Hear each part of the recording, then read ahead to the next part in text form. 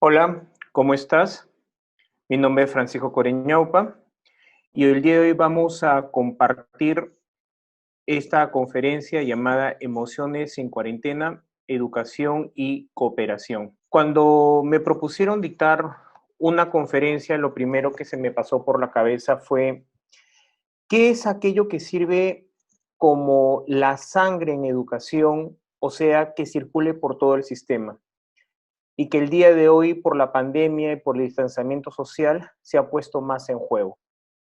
Pensé rápidamente en mis pacientes, en los estudiantes que he tenido y tengo, cayendo en la cuenta que la respuesta es la expresión de lo que realmente sienten, sus emociones, y todo lo que ello implica. Eventualmente buscar el control de lo que sienten, aunque esto no sea posible, es decir, no terminar de decir las cosas a las personas adecuadas en el momento adecuado, en ocasiones callando estas cosas toda la vida. He podido ver esto no solamente en gente adulta, que sería, digamos, lo más lógico de ver, también lo he podido ver en niños, lo he podido ver en adolescentes, callando muchas veces por sentimientos de culpa, por no decepcionar a los padres, por resentimiento o quizá por subvalorar lo que sienten. En ese sentido, recordé un texto que estaba leyendo hace un tiempo atrás de Daniel López Rossetti, un médico argentino, en su texto Equilibrio, en torno a la búsqueda que tuvo Siddhartha Gautama, Buda, para llegar a aprender cómo llegar a la iluminación. Si bien es cierto, López Rossetti lo que hace es resumir en una frase los 8 principios del budismo, hay una frase que personalmente me gustó mucho y que me quedo con ella, y es que Siddhartha Gautama lo que hizo con esos 8 principios buscando la iluminación fue una búsqueda por las profundidades de la emoción. Esto no es otra cosa básicamente que buscar la felicidad. La educación en todos sus niveles resulta una función básica para nuestra vida y es la de socializar. Pero no debemos malentender este término, este concepto en realidad, porque no solamente es entablar relaciones sociales.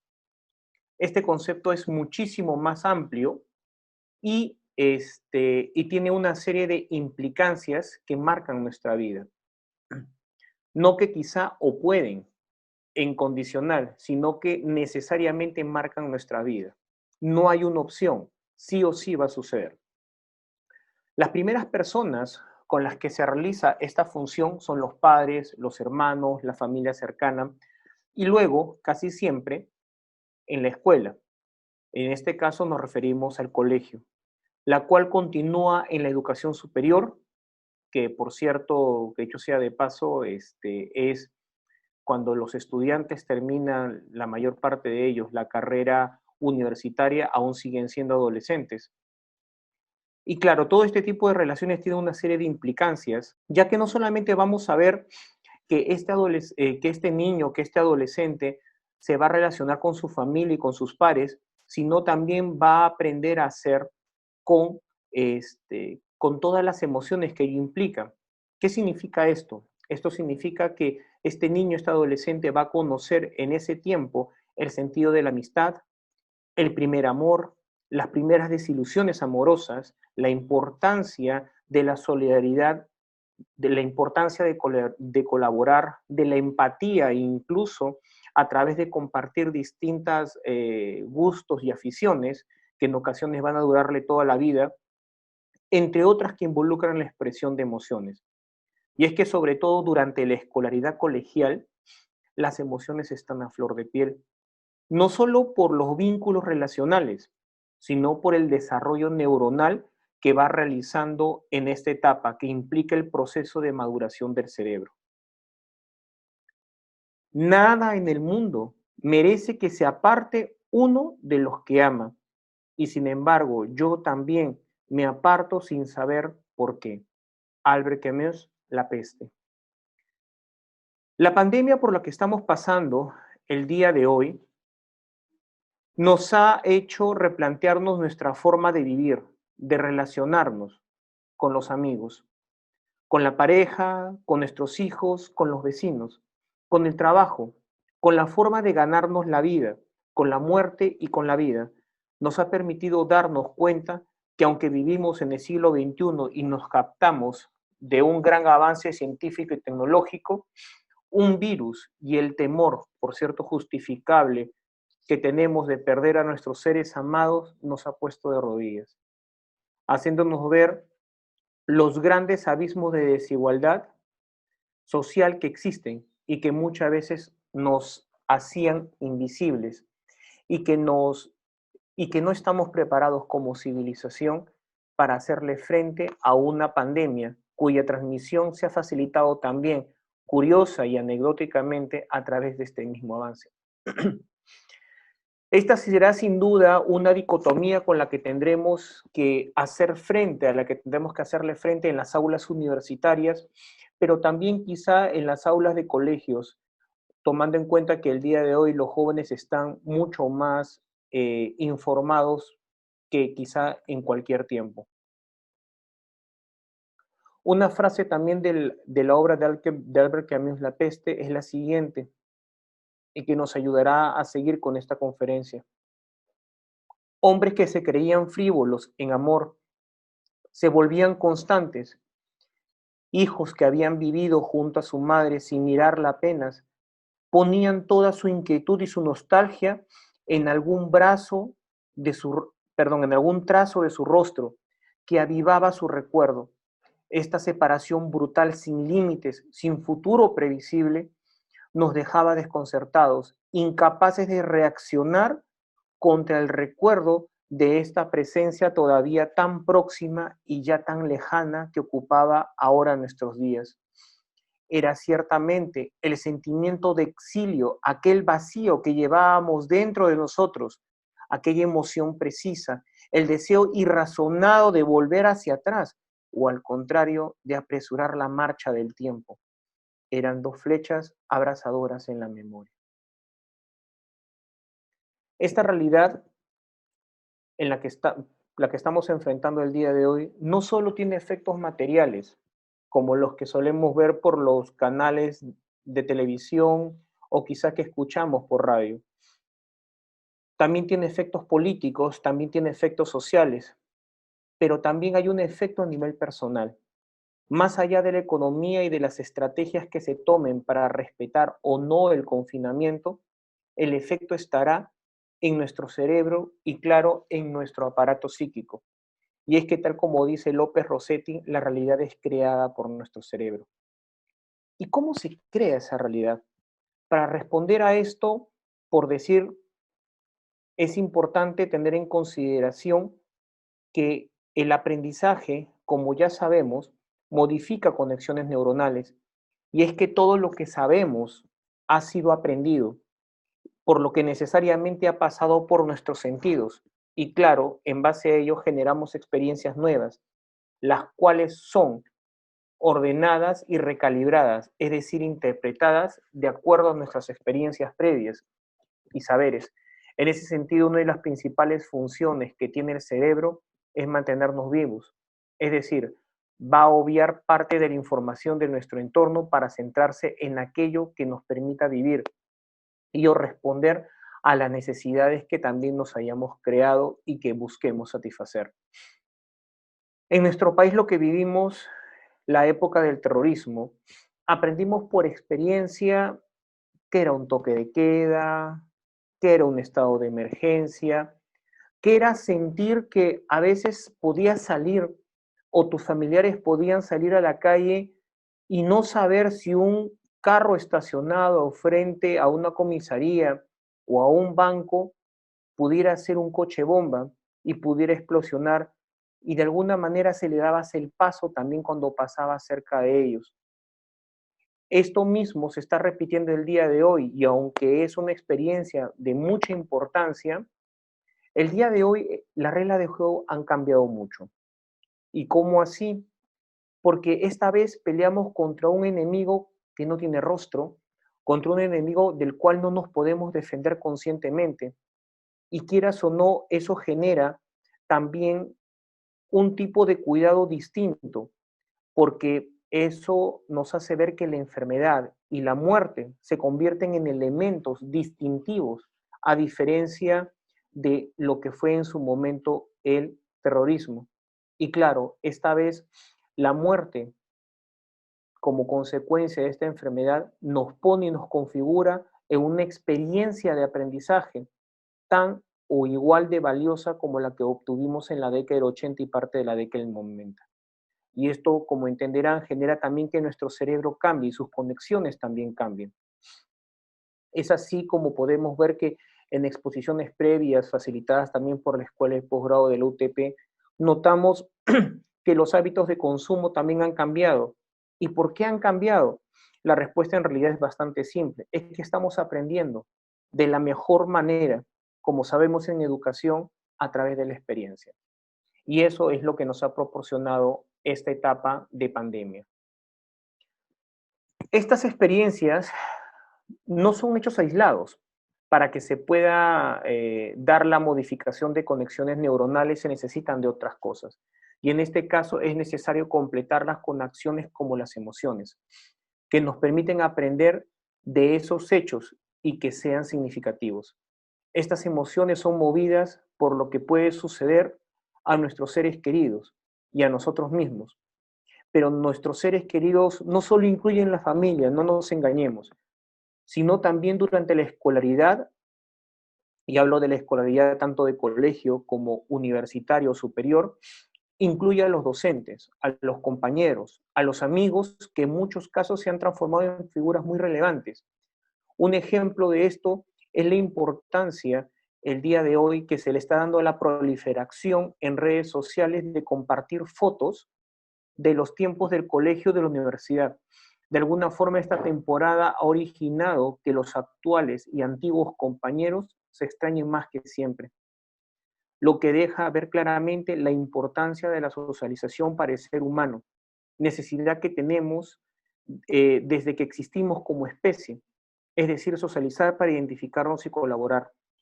Recordemos que una de las partes básicas del ser humano el día de hoy es que hemos podido avanzar como civilización en la medida en que hemos aprendido a cooperar el uno con el otro. Recordemos que no somos rápidos, somos una especie que en realidad es bastante lenta corriendo. Hay animales muchísimo más rápidos y no solamente es por el caballo y el guepardo y demás. Tenemos incluso hasta aves que corren más rápido que nosotros, una ave gigante como es el avestruz. No somos muy fuertes comparados con un chimpancé o con un gorila. No somos muy ágiles comparados también con quizá algunos de estos simios. No somos tampoco o tenemos grandes caparazones, es más, nuestra piel es sumamente frágil.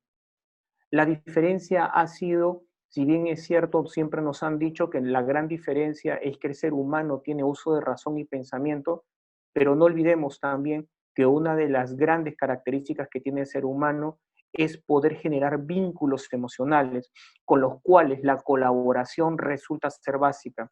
En otras palabras, el pensamiento solo no nos hace posible de enfrentar el mundo en el que vivimos, sino la colaboración, el trabajo solidario, el trabajo en sociedad. Si no, no podemos avanzar como especie y eso lo podemos encontrar a lo largo de la historia. En ese sentido, como se entenderá, el confinamiento y el aislamiento social van a contrapelo de la naturaleza humana, sobre todo de aquellos que son niños y adolescentes y que están todavía en formación, en proceso de maduración cerebral. Y claro, en contra de aquellas parejas de enamorados que llevan juntos 3 meses, pero 2 separados por la cuarentena. Sé que se puede sonreír ante esto, pero un adolescente, esto es toda una tragedia, una odisea quizá, así como la que narraba el gran escritor Homero. Hay una cosa que se desea siempre y se obtiene a veces, la ternura humana. La peste, Albert Camus. La educación en todos sus niveles, más que enseñar, o como decían algunos padres, tú vas al colegio a aprender y no a perder el tiempo. La educación moderna escolarizada cumple la función básica de socializar y más que solo aprender a hacer con matemática e historia. Los niños y adolescentes aprenden a hacer con el otro, compañero, profesor y familias de los compañeros, y a generar identidades, las cuales se traducen en admiración, amistad, que en muchos casos durará toda la vida. En la actualidad, aunque no es nuevo mencionarlo, somos testigos y partícipes cómo se han profundizado los enfrentamientos entre actores que tienen como objetivo educar, generando divisiones y contrariedades en el proceso ya afectado de educar. En tal sentido, es bueno recordar que tenemos un cerebro hiperformalizado, por lo que necesitamos estructuras y que la educación cumple una función ética, es decir, cumple función de estructuración social, que no es otra cosa que preparar al niño, al adolescente, para ser en sociedad, lo que no es otra cosa que socializar. Y que, como dice Adela Cortina, especialista española en ética, es generar un buen carácter a través de la práctica constante de la virtud. ¿Y cómo se llega a esa virtud, que no es otra cosa que la excelencia? Pues bueno, a través de la práctica constante. Es la única manera. Aristóteles decía que para ser ético es necesario hacer lo mismo que hace el arquero con arco y flecha, practicar todos los días para poder dar en el blanco. Por lo que se entiende y se debe entender que educar no es exclusividad de las instituciones educativas, sean escolares o sean superiores, sino también de casa. Esto significa, como lo dice también Adela Cortina, y que como todos nosotros sabemos, que se aprende más con el hacer que con el decir. Por lo que cuestionar o subvalorar el trabajo docente sumado al distanciamiento de compañeros y amigos es socavar el mismo proceso de socialización. Ojo, no solo es educación, estamos socavando el proceso de socialización. Quizá se me pueda decir que en muchos casos este cuestionamiento a docentes e instituciones educativas sea cierta. Y es posible que así sea, pero debemos recordar, aunque no sea difícil aceptarlo, la importancia que ha tenido, que tiene y que va a tener el rol del profesor, del docente en este proceso de socialización, por lo que debemos ser asertivos en la forma como observamos el trabajo de los profesores y de las instituciones educativas. Recordemos que buena parte de la vida se pasa en estas instituciones educativas. Entre educación inicial, primaria y secundaria se puede ir un lapso entre 11 y 13 años, y en el caso de educación superior entre 3 y 5 más, a veces un poco más de tiempo, lo cual puede llegar a configurar 18 años de la vida pasados dentro de instituciones educativas entre la primera infancia, la niñez y la adolescencia. Por lo que recuerden que educar es pasar buena parte de la vida compartiendo, socializando con estas otras personas, es aprender a ser con el otro. Desde hace un tiempo atrás, por motivos muy diversos, entre ellos uno de los más destacados y que se suele mencionar, es que los padres pasan la mayor parte del día dedicados a trabajar, lo que ocasiona que pasen menos tiempo en casa. Bueno, salvo actualmente, ¿no? Por ende, los padres, y con justa razón, han colocado sobre los hombros de las instituciones educativas una mayor responsabilidad sobre la vida de niños y adolescentes, de sus hijos, y no los culpo por hacerlo. ¿Dónde más podrían confiar la vida y la educación de sus hijos si no es, si no es una institución educativa y claro a sus maestros? En ese punto no debemos confundirnos. Al pensar o creer que esto es una problemática de la escolaridad colegial, las universidades, sobre todo las particulares, desde hace ya una buena cantidad de años, han debido instaurar tutorías y seguimiento de estudiantes, no solo a nivel educativo, sino también a nivel psicológico. Recuerden que tener más de 18 años no erradica en lo más mínimo lo no dicho, y las emociones que se movilizan en estudiantes de 19 o 20 años que aún no han dejado de ser adolescentes y que probablemente han callado muchas cosas. En otras palabras, tener un DNI no implica necesariamente terminar con un proceso de maduración incluso a nivel cerebral, el cual ya está finalizando pero no ha finalizado. Recordemos, un estudiante universitario de cuarto año de carrera, incluso de quinto año de carrera, está recién saliendo de la adolescencia, más allá de las responsabilidades que pueda recaer con él o con ella en esos tiempos. De lo anterior, se desprende la responsabilidad también que tenemos los docentes y padres de familia, sin importar el nivel educativo, por lo que las diferencias pueden seguir existiendo y seguramente seguirán existiendo, pero el respeto debe ser una base. No se debe hablar de lo que no se sabe, pero sí se puede, podría dictar un dicho. Lo que contrae frustración y desconfianza de un lado y de otro lado sentimiento de superioridad e individualismo, más aún reforzado por la lógica del yo pago por, lo que también, dicho sea de paso, es una verdad a medias, ya que los afectos y las emociones no pueden ser compradas ni vendidas. Lo que sí es un servicio del saber y de las estrategias de conocimiento, las cuales, por cierto, aunque no es un tema de esta presentación, pero igual voy a mencionarlo porque creo que es de mucha importancia, esto está generando, debido a las mayores exigencias sociales y paternales del éxito académico, como expresa Ken Robinson, uno de los mayores especialistas en educación a nivel mundial, se generan niveles muy altos de ansiedad y en ciertos casos desencadenando en casos de depresión, que en otras partes del mundo ha originado incluso el incremento en las tasas de suicidio. Y esto no es para tomarse a la ligera. Tanta exigencia académica por ser exitoso en la vida, tanta exigencia social por lo mismo, está desencadenando que nos olvidemos de lo principal y lo básico en la educación, que es el hecho de socializar con el otro. Se me puede decir fácilmente que en la educación superior lo que buscamos es generar profesionales.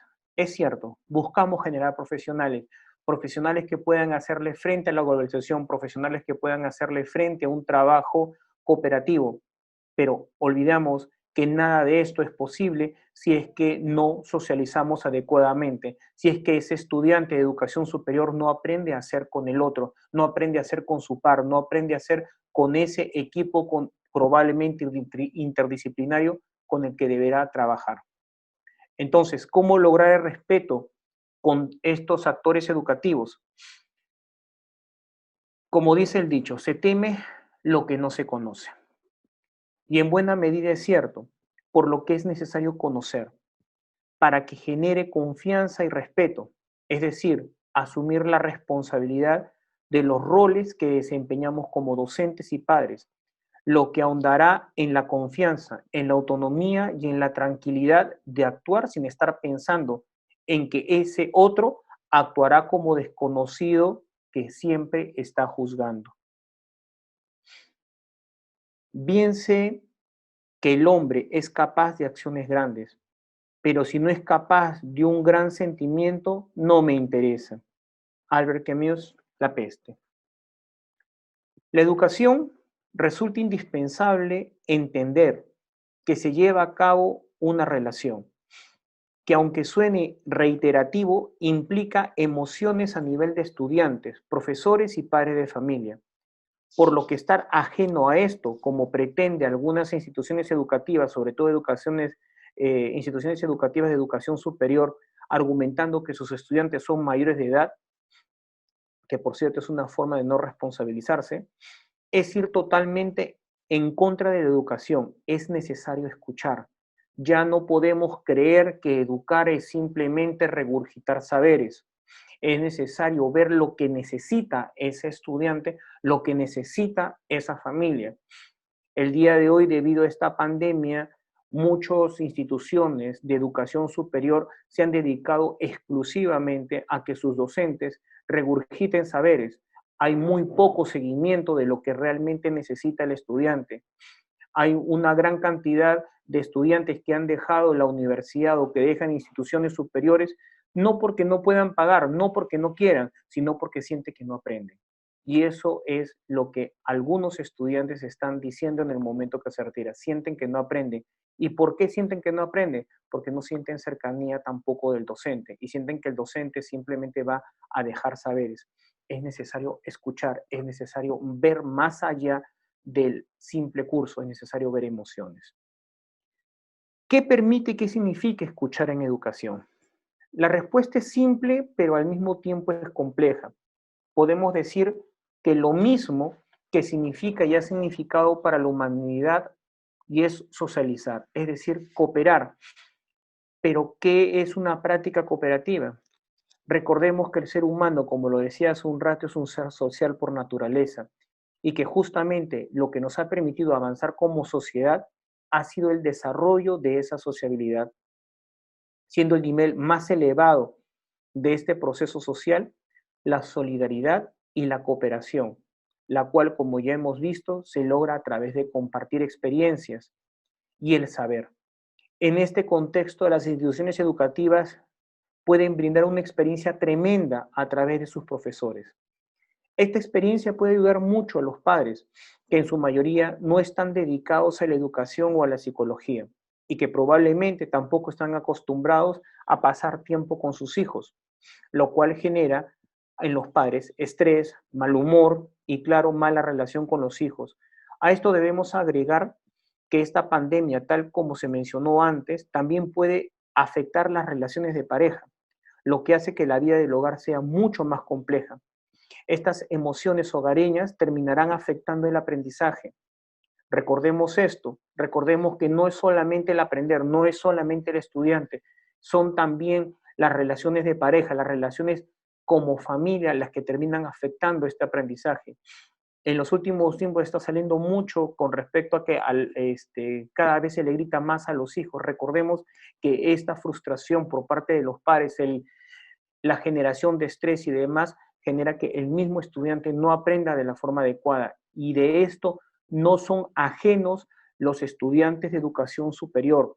Los estudiantes de educación superior pasan por sus propias problemáticas. Si bien es cierto, es muy probable que los padres no les estén gritando porque aprenden o no aprenden o porque tienen que seguir algún problema de matemático o de historia junto con ellos, pero hay otro tipo de problemáticas a los cuales tienen que enfrentarse los adolescentes, aún universitarios, y a los cuales tienen que hacerle frente.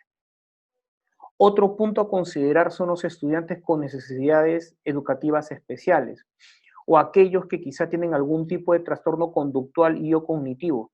De esto puede dar cuenta los distintos departamentos psicopedagógicos, quienes pueden brindar acercamiento a estrategias adecuadas para tratar estos casos, no solo a los padres, sino también a los docentes.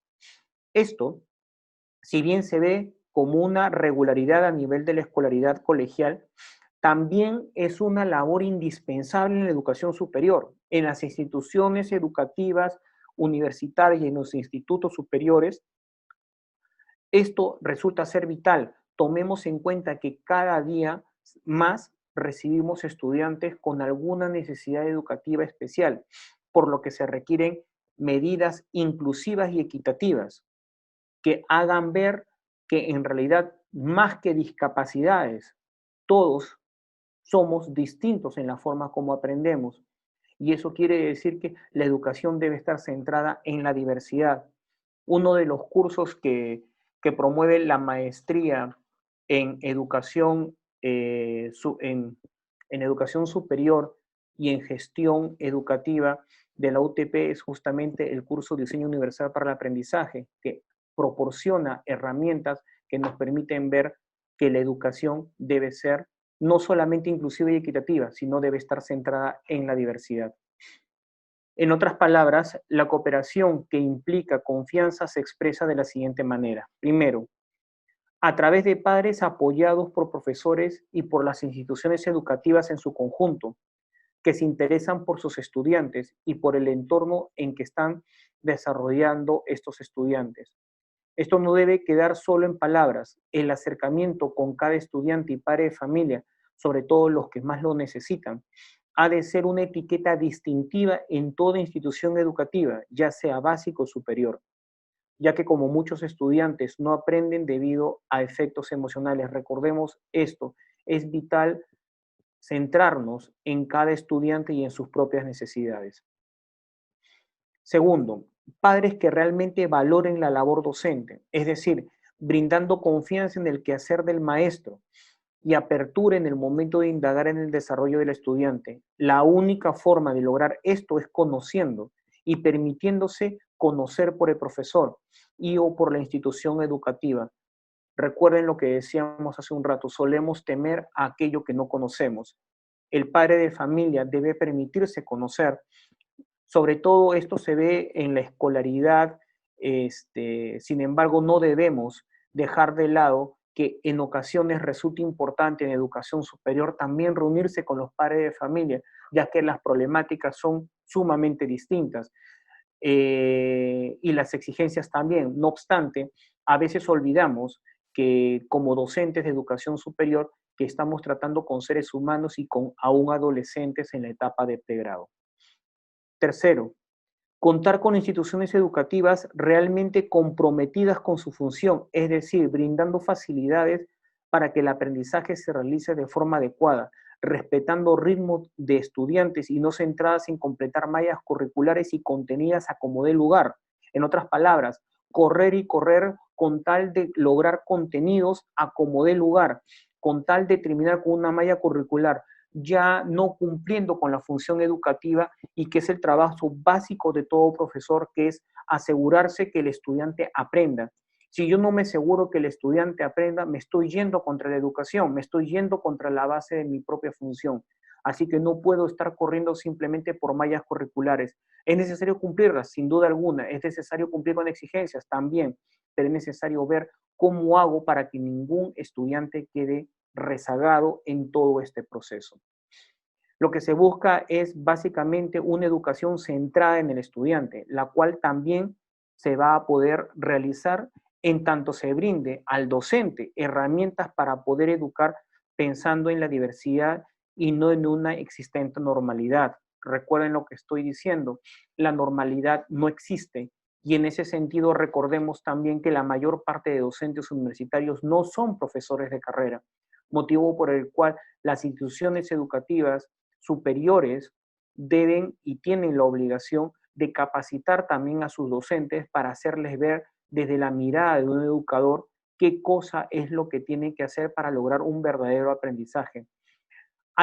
Hilda Taba, una especialista en educación norteamericana, en la década del 60, finales de la década del 60, decía que los docentes suelen enseñar de la misma manera como aprendieron. Y si nosotros encontramos a docentes universitarios que estudiaron entre la década del 80, del 90, vamos a encontrar a docentes que lo que encontrar, que estudiaron básicamente basados en la memoria. Y esto en los tiempos actuales ya no es posible, no más. Para terminar, si la historia nos ha enseñado algo, es que la única forma de avanzar como civilización es a través de la cooperación y que educar es justamente eso, un acto cooperativo y ético, en el cual no solo se beneficia el estudiante, el hijo, sino toda la sociedad, por lo que incidir en diferencias por dinero o juzgar de lo que no se sabe, lo único que se logra es la desconfianza de ambas partes, el individualismo que ello implica y la poca o ninguna cooperación entre los principales actores de la educación de niños y jóvenes, afectando con ello no solo el aprendizaje de saberes y las nuevas conexiones neuronales que conforman la realidad, sino la socialización, que es aprender a hacer con el otro que me rodea. Y esto es durante la escolaridad en los distintos niveles, aprender a hacer con padres, profesores y compañeros. Quiero terminar por último con una frase corta y simple, pero poderosa, sacada de la experiencia de Lori Barron, directora de un colegio público en Smoky Road, en Newman, Georgia, Estados Unidos, que Ken Robinson narra en su libro Escuelas Creativas. Y la frase es, lo que es importante para el alumno tiene que serlo también para nosotros. Siguiendo con la exposición, vamos a profundizar un poco más cómo es que podemos lograr todo esto de la conferencia, esta vez presentando a la maestría en docencia universitaria y gestión educativa que nos presenta la Escuela de Posgrado de la Universidad Tecnológica del Perú. Como sabrán, la Universidad Tecnológica del Perú, la Escuela de Posgrado, es parte del grupo Intercop, lo cual no solamente nos da un gran background para poder saber la realidad en la que vive el país, sino que también nos da la posibilidad de estar apoyados 100% en estudios actualizados de mercado y que nos permitan también saber qué cosa es lo que se tiene que hacer y qué cosa es lo que se tiene que dejar de hacer, así como poder implementar nuevas estrategias dentro de lo que es educación. Entonces, la fórmula perfecta para alcanzar tus metas hoy es que nosotros estamos trabajando en base a una visión y a una misión. La visión de la Escuela de Posgrado de la UTP es ser la primera opción para que estudiantes con, con afán de superación contribuyan a un Perú mejor. La misión de la universidad, de la Escuela de Posgrado de la UTP, es dar a todos los peruanos acceso a una educación superior de calidad que les permita alcanzar una vida mejor.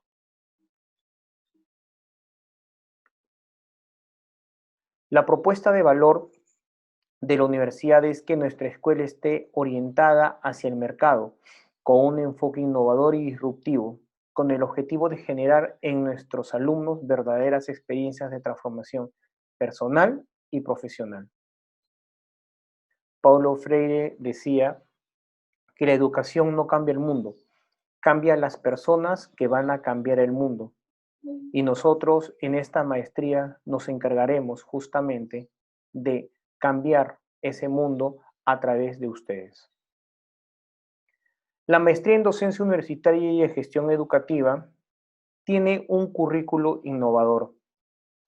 Empezando tenemos a Lego Cirrus Play, que no es otra cosa que una novedosa técnica que busca facilitar la reflexión, la comunicación, la resolución de problemas entre, entre personas, permitiendo mediante el juego elaborar y compartir historias, situaciones y puntos de vista, lo cual nos ayuda muchísimo con el trabajo en docencia, no solamente con trabajo con otros docentes, con padres de familia, sino también a nivel de la organización.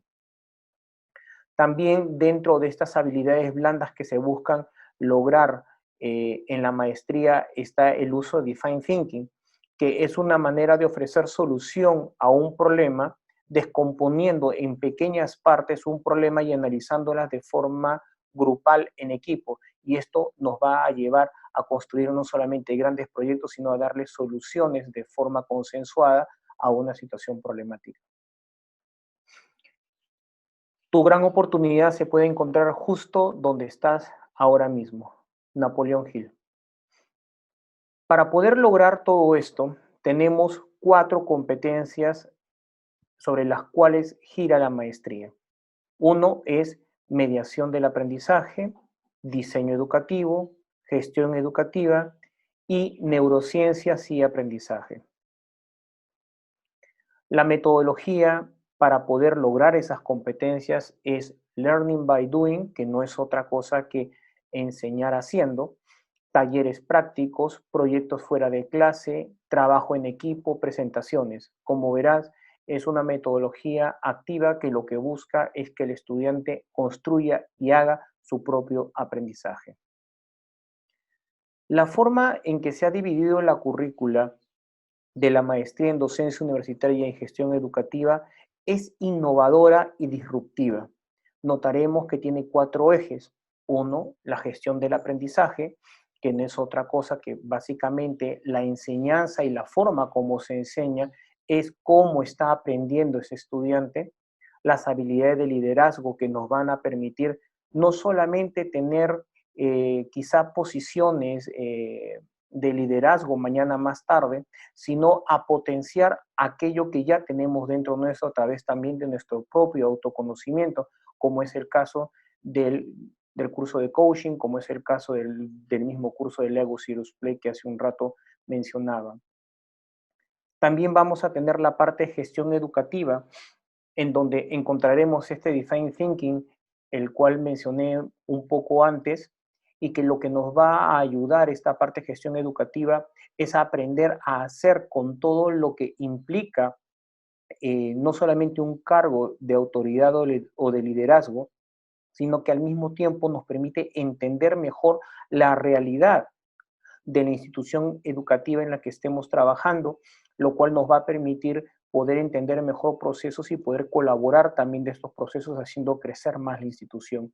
Y por último, y no menos importante, sino al contrario, la base y el centro de la maestría, que es la investigación, tomando en cuenta además la gran necesidad de investigación que hay a nivel de nuestro país.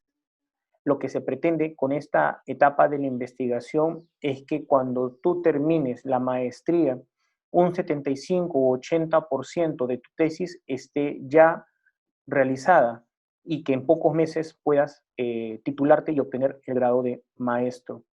Hay que recordar aquí también que hay algunos cursos que no forman parte típica de otras maestrías, por lo que este currículo, como lo mencionaba más temprano, no solamente es innovador y disruptivo, sino que además nos brinda unas grandes facilidades para crecimiento personal y para poder justamente ayudar a nuestros estudiantes a, a desempeñarse en su carrera y fuera de ella.